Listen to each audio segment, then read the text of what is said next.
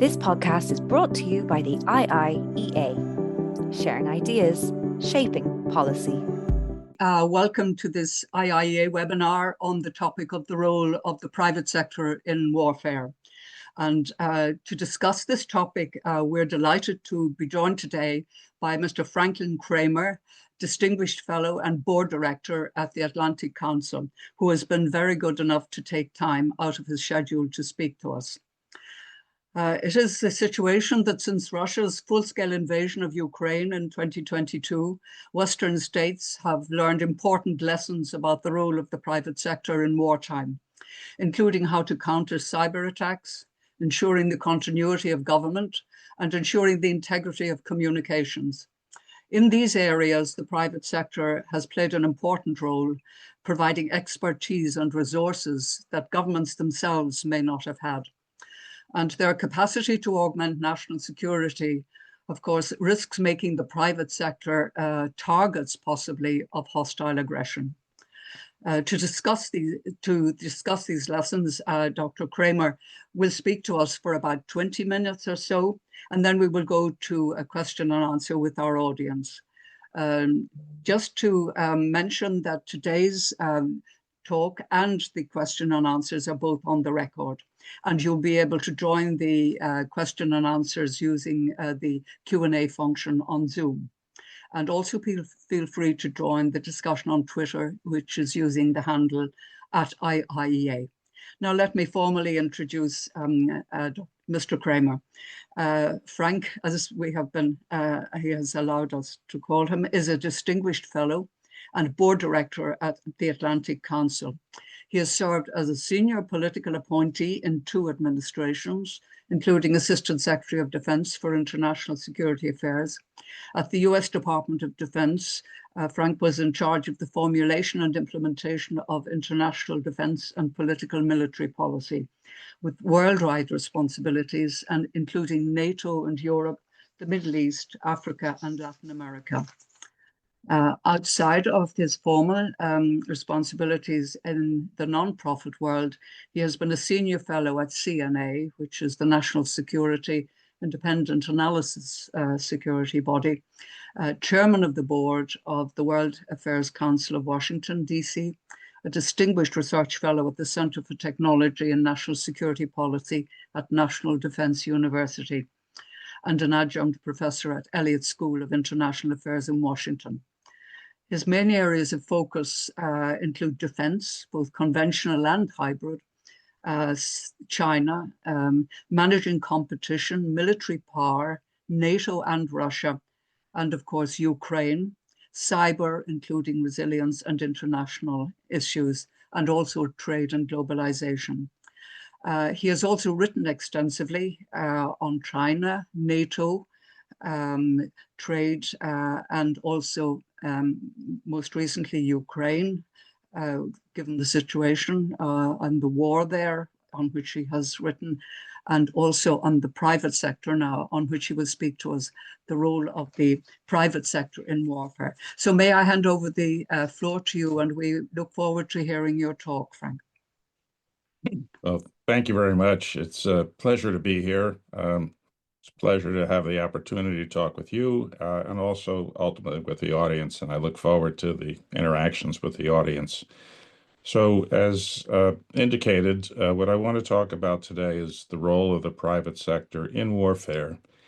And if one thing is taken away from this conversation, it's that that role really now is indispensable.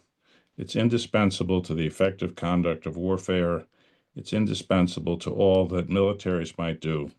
Militaries, of course, will lead, but the private sector now has a role that has not really historically been what it's been done before. It always is involved in what you might call the defense industrial base, providing capabilities and the like, but now it's really involved in operations. I've called this the 6th domain. I did that sort of deliberately, half tongue-in-cheek, basically to differentiate it but also to compare it to the other domains of warfare that are well known. So air, land, sea, space, and cyber. What the 6th domain is, from my perspective, is an operational domain which requires coordinated activities by the private sector in warfare. And what I mean by warfare is kinetic warfare, actual ongoing fighting, as compared to what's happening now, which is also a problem, of course, so-called hybrid warfare. What the private sector needs to do and the governments need to do is to ensure that the private sector is actually fully included. There need to be mechanisms, if you will, for inclusion. There need to be thinking through what warfighting constructs would be. There need to be actual plans to engage the private sector in an appropriate way. There need to be preparations in advance of any wartime activities, including training, so that we don't come, if ultimately and unfortunately there is a conflict, we don't come to have what you might call a pickup game. We're well thought through, well advantaged. We understand what everyone needs to do. It's really quite important to think about which parts of the private sector would be most engaged, because it's not the entirety. And in particular, what I'll be focusing on today will be the information technology firms, the critical infrastructures, and space in terms of operation. Now, there is another sector that's obviously enormously important, and that's providing the capabilities. So, if you will, a great deal of effort is focused, of course, on unmanned vehicles. A great deal of effort is focused on ammunition, and that is quite important. That's more traditional, so to speak, in terms of being the industrial base. I'm more focused today about actual operational activities, although I'm quite happy if the audience would like to talk about the industrial base. I do have some thoughts about that. Why the sixth domain is really important, I think, can be understood best by taking a look at some of the concerns that we, at least in the United States, and I think others also do, but since I'm from the US, I'm going to focus a little bit on what we're seeing here in the United States. So both China and Russia are potential adversaries. And what we see happening with China these days is significant intrusions via cyber into the critical infrastructures in the United States. There's a whole host of intrusions under the title, it's called Volt Typhoon. And those are intrusions into the critical infrastructure companies in the US. It's hundreds, if not thousands, of intrusions. They've been discovered. Most of them have been expelled, but whether or not there are still intrusions by the Chinese into these areas is hard to be sure, and we continuously see efforts coming from China to continue that kind of intrusion. There's another set of intrusions into what might be called the telecommunications companies. It goes under another name called Salt Typhoon.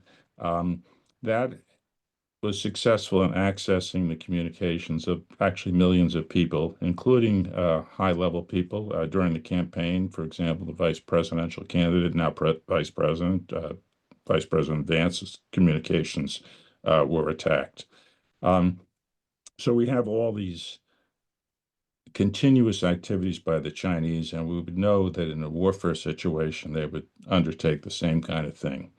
With respect to Russia, if we look, for example, at the threat assessment that the U.S. intelligence community puts out each year, what they say is, with a high degree of certainty, if there were a conflict with Russia, the Russians would attack the critical infrastructures in the United States. They would attack what are called the industrial control systems that control the operations of the electric grid, of railroads, of ports, of water, airplanes, airfields, pipelines, and the like. It would also attack undersea cables. And we all know how important undersea cables are to international communications, to the economies of virtually every country, and certainly in the West, and to defense also. These risks apply not only to the U.S., I was using the U.S. as an example, but also to NATO countries, of course. How they specifically apply to Ireland, I'd leave that to your analysis, because obviously Ireland is not part of NATO, but it is part of the European Union, and it's active certainly in the European Union. And from my perspective, especially with the European Union taking the actions that it has, including what's going on today with respect to defense, it would be um, it would be likely, in my opinion, that if there were a conflict, the European Union itself as an institution would be attacked, and so I think with many of the countries of the European Union. So I think there's a high degree of thinking that needs to be done, even for EU countries that are not in NATO.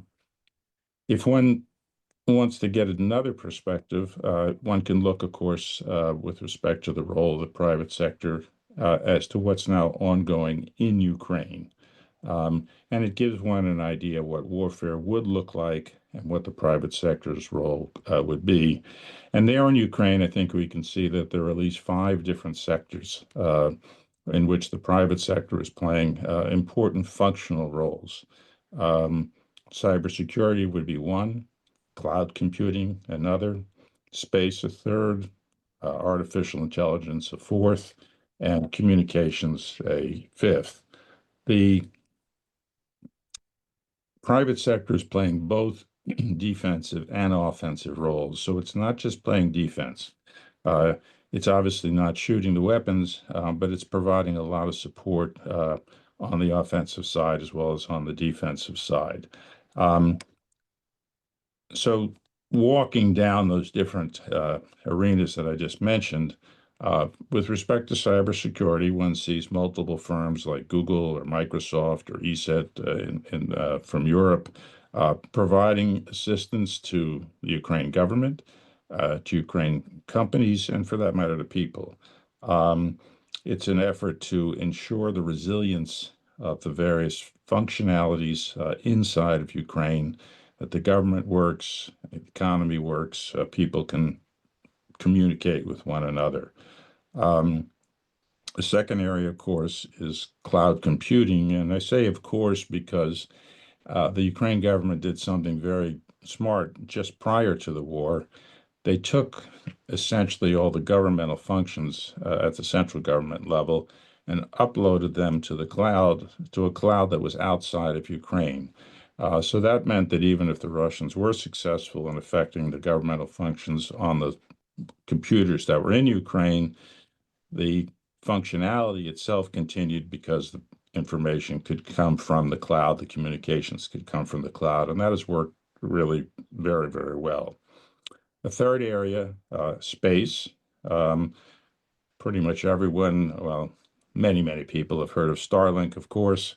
Starlink is a communications capability provided by the SpaceX company. It has small ground receivers that are very inexpensive, and the information itself comes from the large constellation of so-called low Earth orbit satellites run by SpaceX that have several thousand up there, and the communications continue even despite the efforts by the Russians to block. So space becomes an enormously important area. Artificial intelligence is utilized to coordinate, aggregate and coordinate information. Particularly useful for militaries to understand what the circumstances are on the battlefield and to utilize it for targeting type purposes. And then the fifth area is communications, which overlaps all of what I'm talking about before.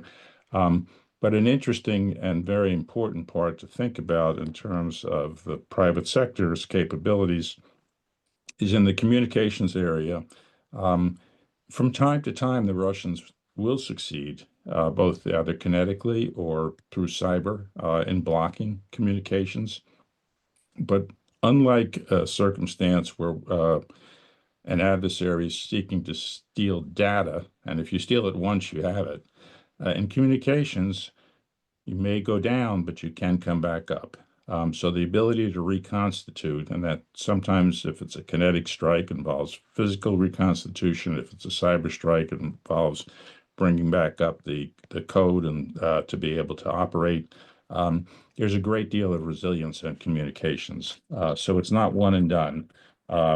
It's how can we be as resilient as possible And that involves making sure that you have people who understand how to deal with if you will, a serious intrusion. So what are the requirements, at least from my perspective, with respect to being an effective situation in which the private sector can really work well with the government? And I think the first requirement is what I would call having some kind of coordinating council, uh, a group, an authorized group that includes both the government and the private sector. Uh, just prior to when we went on the air, Finland was mentioned as a country that has done quite a lot. And the Finland model is a model that has been usefully looked at by many, many countries. They call it comprehensive security. Um, they involve the central government, of course. They involve local authorities, both regional and municipal. They involve businesses of all kinds, large and small. They involve universities, and they involve research organizations. And what they're doing is they're bringing them together, not always everybody in every meeting, but they have a system that allows them to bring together to issue information to one another and also, as necessary, to issue directives. It's important to say that the central government can't run everything. And the Finns certainly have recognized this. They point out that regional is key, regional preparedness plans. Certainly in the United States is a big country, and you can't run everything from Washington, but I think that's true for smaller countries. So I think that would be just as true for Ireland as it is for Finland, thinking regional as well as central. Uh, it's critical to have what I call highly capable cybersecurity providers. Um, that can include what are called the hyperscalers. Those are the Microsofts, the Googles, the Amazon Web Services type of companies. Uh, Also include companies that are more focused just on cybersecurity. In the United States, companies like CrowdStrike or Palo Alto or Dragos. Again, there are plenty of European companies that are very, very competent. Um, those companies have to be engaged with whatever governmental actions are being focused with respect to cybersecurity, uh, and particularly on, if you will, on the defensive side to provide protection to the critical infrastructures. Personnel becomes a very important set of issues. In the event of a conflict, the requirements for additional personnel would be high. That's particularly true in the cyber arena. A number of countries have or are starting to have cyber reserve systems. Those are not military reserves. Estonia, the UK each have cyber reserves. They're alongside, if you will, what the military might provide. So the people who join don't have to meet military physical requirements. They just have to be good cyber people, so to speak. And the terms are different in Estonia and in the UK, and I think each country can decide on whether it wants a cyber reserve or how that cyber reserve might be organized. But again, it's an opportunity to provide support to the country for people who are interested in doing so, again, in the event of conflict. If you're going to be in the cyber reserve, you can't just join when the conflict starts. You have to, join earlier. It has to involve planning, training, etc.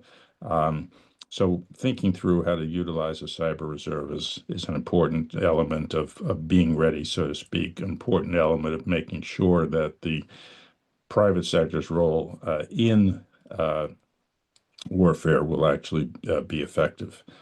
Um, Threat hunting. Again, this is a cyber kind of thing, but as I mentioned earlier, we see the Chinese, we see the Russians, thinking about undercutting the effective operation of critical infrastructures.